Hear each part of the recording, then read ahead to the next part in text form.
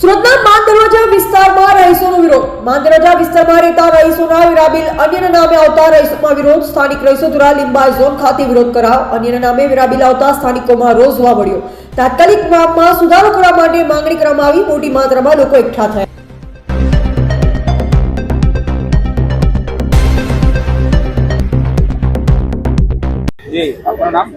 ભાવનાબેન દરબાર. કઈ રીતની રજૂઆત લઈને આવ્યો? અમારે વર્ષોથી જે નામ અમારા બાપદાદાનું ચાલે છે એ પ્રમાણે લગભગ ઘણા 5-6 વર્ષથી નામ બદલાઈ જાય છે. હમણાં 3 વર્ષ પહેલા પણ કોઈ રાણાનું નામ આવતું હતું વિરાબિલ પર, અને પ્રોપર અમારા નામ આવું છે અમારા પપ્પાના કે અમારા બાપદાદા પણ તે નથી આવતા. અમુક વખતમાં નામ ચેન્જ થઈ જાય છે. અને હવે અત્યારે પાછું આ ફેરી પણ કોઈ મોમેડનનું નામ આવ્યું છે. અમારી એ જ રજૂઆત છે કે અમને આ દર વખતે આવી રીતે આવવું પડે કામ ધંધા છોડીને, અને હવે અમારા આવી રીતે નવરાશ નથી હવે આવવા માટે, તો અમને આનું કઈ નિરાકરણ જોઈએ છે.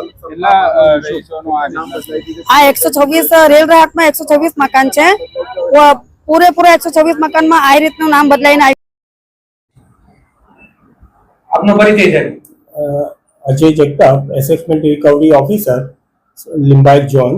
સાહેબ, આજે આ વખતે જે રીતે હિન્દુ મિલકત ધારકોના નામની જગ્યાએ મુસ્લિમોના નામ આવી ચૂક્યા છે, વર્ષોથી તેઓ રહેતા હતા ત્યાં, કઈ રીતે ભૂલ થઈ છે અને શું બાબત છે? એ રેલ રાત કોલોની બાબતમાં આવી કઈ ભૂલ થઈ છે મારે ગઈકાલે ધ્યાને આવેલી છે.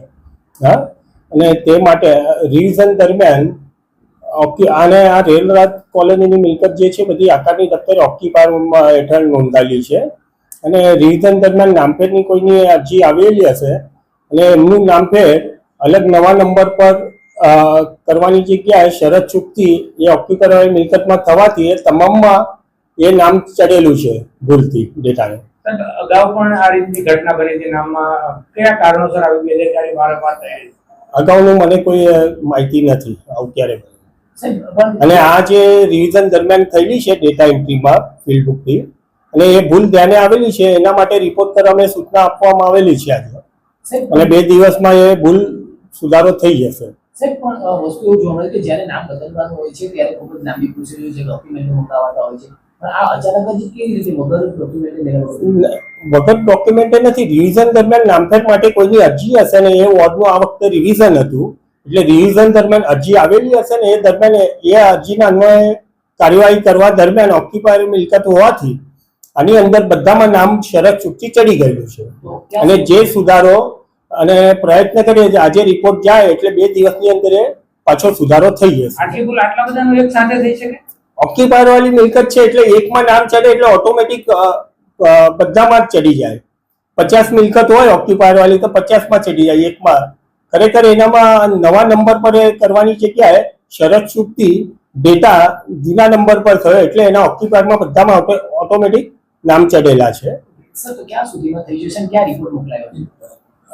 આ બાબતે હવે જે લોક છે લોક ઓપન કરવા માટે સેન્ટ્રલ સેલ મારફત આઈએસટીમાં આજે રિપોર્ટ કરવા માટે સૂચના આપવામાં આવેલી છે, અને એ રિપોર્ટ આજની તારીખમાં જશે એટલે અમે પ્રયત્ન કરીશું 2 દિવસની અંદર આ ભૂલ સુધારીને એ રીતે સ્થિતિમાં કરવાનો પ્રયત્ન કરીશું.